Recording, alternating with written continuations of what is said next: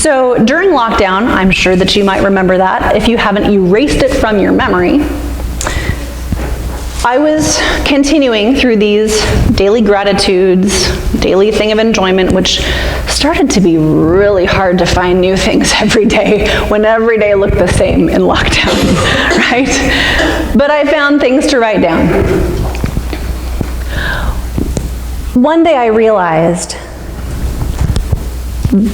this is really hard to articulate. I haven't figured out a good way to put this into words because it's such a experience, something I experience.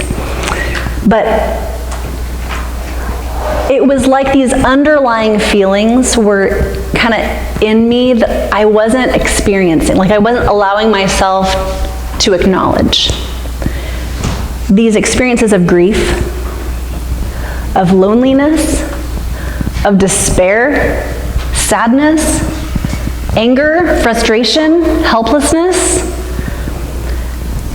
I don't know if any of that sounds familiar from lockdown, but these were some of the things I was experiencing. But because all I did every day was write down what I'm grateful for and something I enjoyed about the day before, I wasn't letting myself process the grief. Again, this is the stuff it's maybe some psychology, but it's part of our whole person, okay? And so I realized that I really needed to allow myself to acknowledge the difficult things that were happening. That's not to let them take over, right?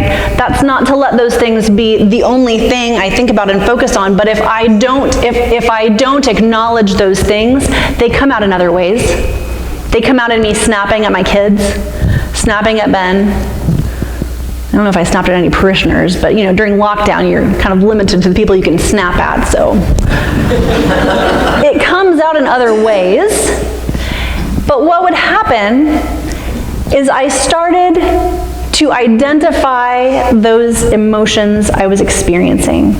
So I would write down 3 things I'm thankful for, something I enjoyed about the day before, and then, today I feel. And the first time I tried that, I was actually really mad at a neighbor who had said something to my kid.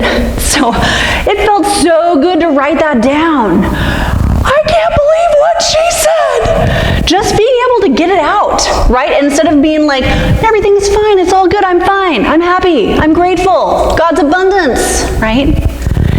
I had to acknowledge I was angry. I didn't go and blow up on her or lose it on somebody. I just wrote it down.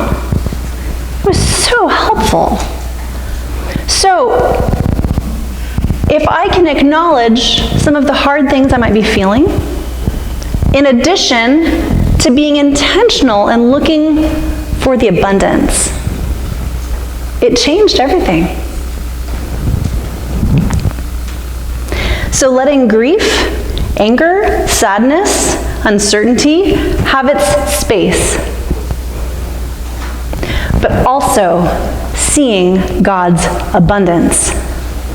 It's what I like to call intentional joy.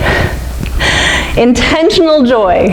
Because let me tell you, maybe there are people out there who just feel the joy all the time and they don't have to work at it. I'm not one of those people. I have to work at the joy. But I want it so much because it's so good to see God at work. And so I call it intentional joy. Now, if you have looked through your bulletin, which I imagine not many of us have since we didn't go through the songs that were in there, but if you have a bulletin, wait, I brought that with me. There's a piece of paper inside. I'm offering you optional homework because I know you have a ton of free time and you just don't know what to do with it. So, if you would like to try this, I wrote down on one side it says intentional joy, and it lists the things that you can try writing down.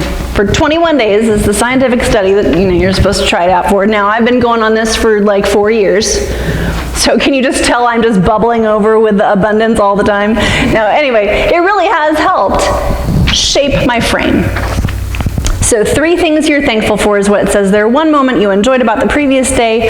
1 feeling you're experiencing. Now here's the other side of this. After a few weeks of trying to write down an emotion I'm experiencing, I ran out of emotions. I was like, I feel happy, right? I feel angry. I feel frustrated. I feel sad.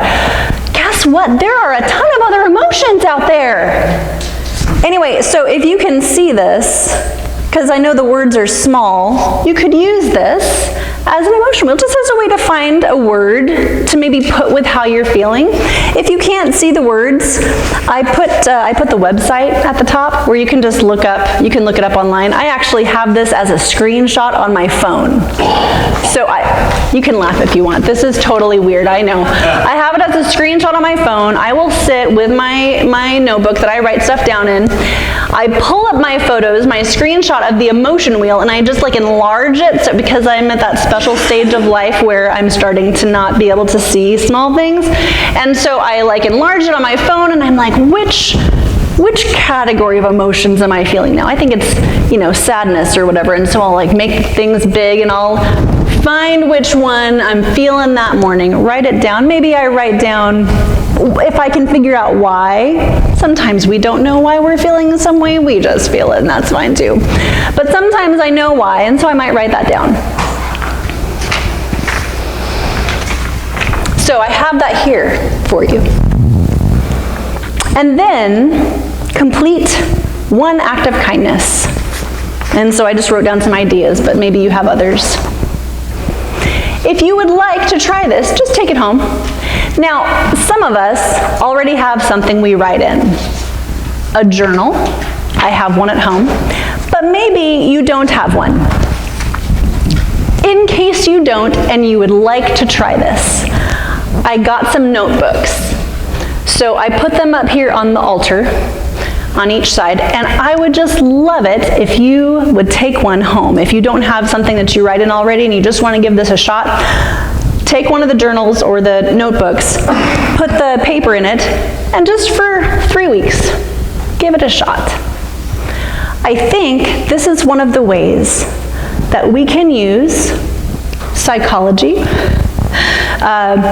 neurological science, to allow the Holy Spirit to work in us. This is part of our holistic person.